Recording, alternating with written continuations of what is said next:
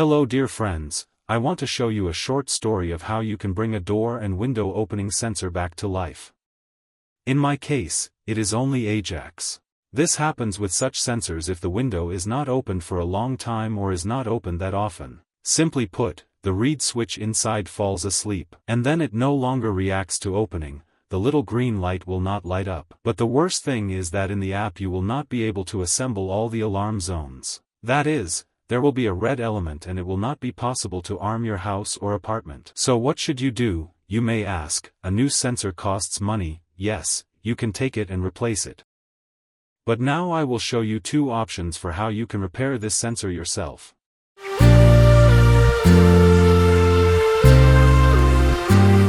The first option helps immediately, but it does not last very long. That is, maybe for 2 or 3 months. If you urgently need to leave the house, but the alarm cannot put this sensor under protection, then a neodymium magnet will help you.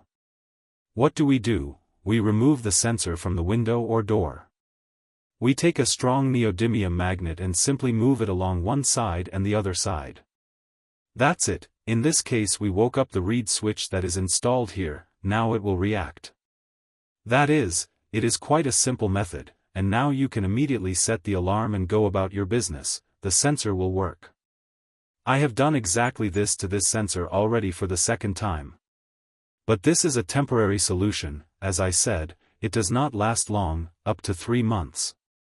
How to do it? Simply, it is enough to buy 10 reed switches on AliExpress for $1. I will leave the link in the description. I have already repaired 2 sensors with the help of 2 reed switches, gave them a new life, and they have already been working for more than 2 years for sure. Now we will be giving a new life back to this sensor and saving money. First, it needs to be disassembled. We turn the sensor over and in the upper part, with something sharp, pry up the tab and pull the mating part toward ourselves. There. One movement and downward.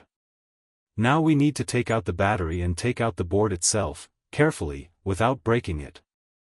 Here is exactly the same reed switch that I bought. And both in size and in structure they are the same. It has one task: to close the contacts under the influence of the electromagnetic field, under the action of our magnet. You can see, I bring it to the magnet. The contacts close and a signal is sent to our sensor. It is important to choose a normally open contact, that is, at rest the circuit is open, the magnet closes the contact. We unsolder the old one. And now we need to trim the legs of the new one a little so that it fits here on the contact pad.